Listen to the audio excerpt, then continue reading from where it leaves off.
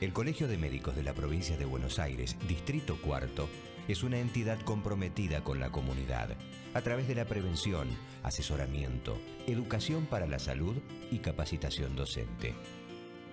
Desde hace muchos años, trabaja permanentemente en la detección del ejercicio ilegal de la medicina, garantizando que su médico posea título habilitante. Colegio de Médicos de la Provincia de Buenos Aires, Distrito Cuarto, al servicio de los médicos y la comunidad. Nos permite también ver a futuro que hay que reformular el sistema de atención primaria de la salud, porque cuando una pandemia de estas características que ingresó con pacientes que viajaron al exterior, que se tomó los casos que rodeaban a esos pacientes y entra en los lugares más vulnerables, es donde los sistemas explotan. En realidad, la atención primaria de la salud, que por distintos motivos fue dejándose de lado, y aparte que forma parte del sector público, y fue también un elemento que no se pudo, por lo cual tal vez no se haya podido hacer en algunos casos la detección precoz, y hay que levantar la actuación de los referentes barriales con respecto a la alimentación de la gente, a las distintas Sí, organizaciones que... a los a los promotores, digamos que es promotores. fundamental la tarea.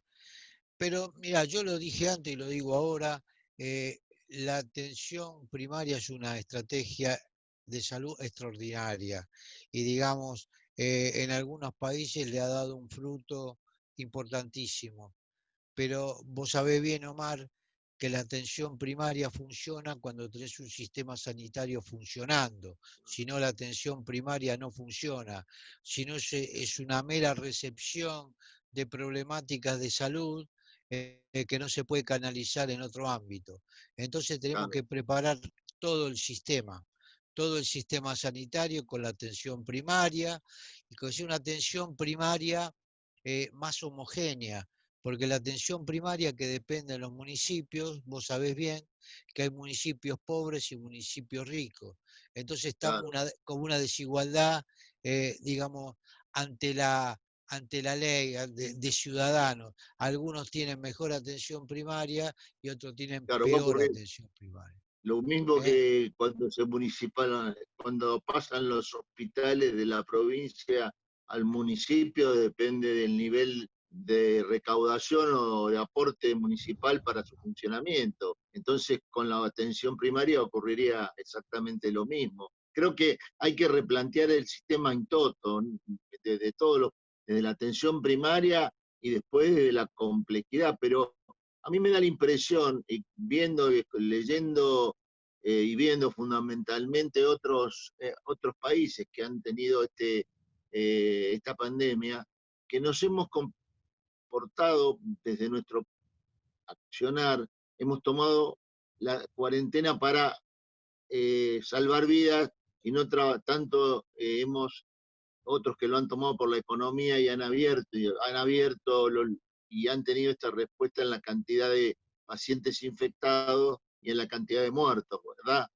Creo que no nos ha ido tan mal y esperemos que esto continúe así, porque la planificación también estuvo en esas camas que se dejaron por fuera del ámbito hospitalario para los febriles con coronavirus, que probablemente si aumenta la cantidad de casos sea como un desagote del hospital, que eso no lo han tenido otros países como reservorio, digamos. Sí, sí, no, eso es realmente importante. Ahí lo que tenemos que volver un poco a replantear son los protocolos, porque tenemos muchos contagios del personal sanitario y eso no es bueno, tenemos uno de los más altos. Sí, Quizás el más estructurado, el que más beneficio es Portugal, que no ha tenido un solo contagio de trabajadores. Eso parece increíble, ¿no? El único contagio que tuvo fue fuera del sector laboral, digamos, sanitario, fue una cuestión personal que tuvo, pero el sistema, ningún trabajador de la salud se ha contagiado. ¿Y eso a qué obedece? obedece a la rigidez de los protocolos, obedece también a la calidad de los insumos necesarios para la atención. A veces uno con el pasar de los días le parece que se relaja un tipo, es lo mismo que las personas que están en su casa. Eh, Son muchos días, Omar, y quiere salir, y bueno, hay que convencerla, reconvencerla, volver a plantear que lo que le salva la vida a lo mejor es quedarse en la casa. No Claro. a lo mejor, que le Sí, salva la vida. Entonces, con toda esta cuestión, hay que, no es que uno hace el protocolo, ya, ¿cuándo hiciste el protocolo? Hace un mes y pico, no, hay que permanentemente actualizar, reforzar los protocolos, rotar al personal. También el hospital en estos momentos, la clínica, en la mayoría de ellos tienen, fuera de esto del control del COVID, tienen pocos pacientes. Vamos a decir la realidad, porque, ¿qué pasa? La gente tiene miedo a concurrir al hospital, tiene miedo a contagiarse. Y claro. bueno, en algún momento, porque las patologías existen igual, eh, en algún momento van a venir al hospital. Por ejemplo, cuando baje esta pandemia, y bueno, el hospital tiene que estar preparado. Pero si no Fíjate vos defendemos el que recurso humano, Omar, esto es muy importante. Si no lo mejoramos realmente, tenemos salarios de hambre, de miseria, no podemos. seguro. Y yo no creo que somos diferentes a cualquier trabajador, todo lo contrario, nosotros somos trabajadores de la salud, pero por el ámbito que estamos, necesitamos algunas cuestiones, porque el médico tiene que tener movilidad para su trabajo, por la emergencia, a veces la cuestión de la capacitación, de su aseo personal, su ropa, todo le genera muchos gastos. Por eso nosotros en algún momento dijimos, ¿cuánto es la canasta del médico? ¿Viste? Porque a veces hay canasta para esto, ¿cuánto es la canasta de un médico? Entonces tenemos que replantear. Y el médico tiene que estar acompañado de una capacitación permanente, de un montón de cuestiones que nosotros sabemos lo que hay que hacer, ¿no? En todo esto. Eh, Mirá, yo creo que lo que planteás vos, Rubén, es tan cierto que en este planteamiento nuevo, que vos decís, Portugal no tuvo prácticamente cero casos de contagio en el personal de salud. Bueno, hay que tomar lo mejor de cada país y lo que hizo Portugal y cómo cumplió, porque no solamente el protocolo es para leerlo, sino cómo hizo ese protocolo para cumplirlo, porque a veces el tema, vos haces un protocolo estricto en un área y si no lo haces en todo el contexto, el virus entra por otro lado. O sea que obviamente yo creo que eso es muy importante. Y aparte, vos recordate que cuando estuvo tratando, el médico de la atención primaria era el más jerarquizado de todos. Yo no digo que los otros no sean jerarquizados, pero acá la pandemia demostró que los grupos de atención primaria deben ser jerarquizados,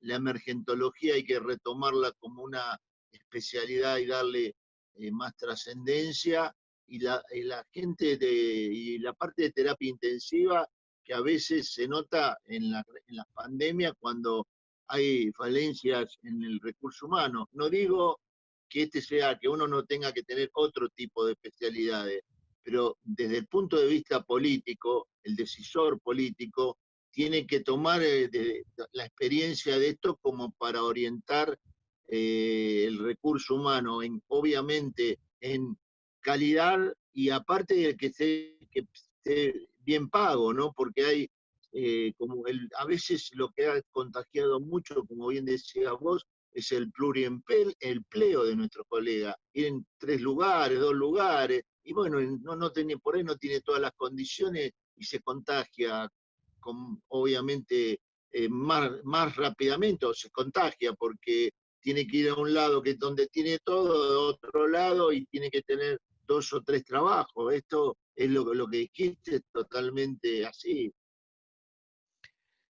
Y vos sabés que la rutina ahora es diferente. Por ejemplo, el médico ante la pandemia tenía cierta libertad en la atención del paciente en cuanto solamente a lo mejor el lavado de manos o digamos, lavarse con alcohol, que todas las protecciones que ante la pandemia ahora no es así.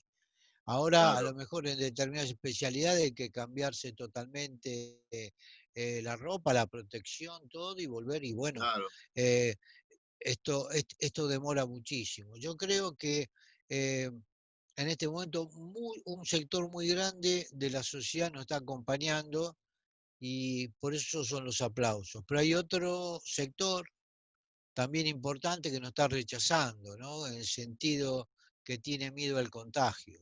Eh, Sí, sí. yo lo digo siempre, es mucho más factible que el médico se contagie del paciente que el paciente del médico, ¿no? Porque generalmente el médico toma las Obvio. mayores protecciones, eh, está acostumbrado, así, me refiero al cara a cara con un paciente, tomando los recaudos. Los contagios en las instituciones es diferente porque hay muchas variables que Sí, sí. hacen, vos sabés cómo funciona el hospital, funciona con un amplio sector que están de los proveedores, la cocina, eh, Claro. mantenimiento, es muy complejo y muy amplio, digamos, el funcionamiento de un hospital. Debe ser una de las cuestiones más, decían que una de las tareas más difíciles que había de todas, ¿no? No solamente en la medicina, sino Sí. fuera de ella, era ser director de un hospital, ¿no? Por todas las variables que había, Lo ¿no? heterogéneo que es, claro.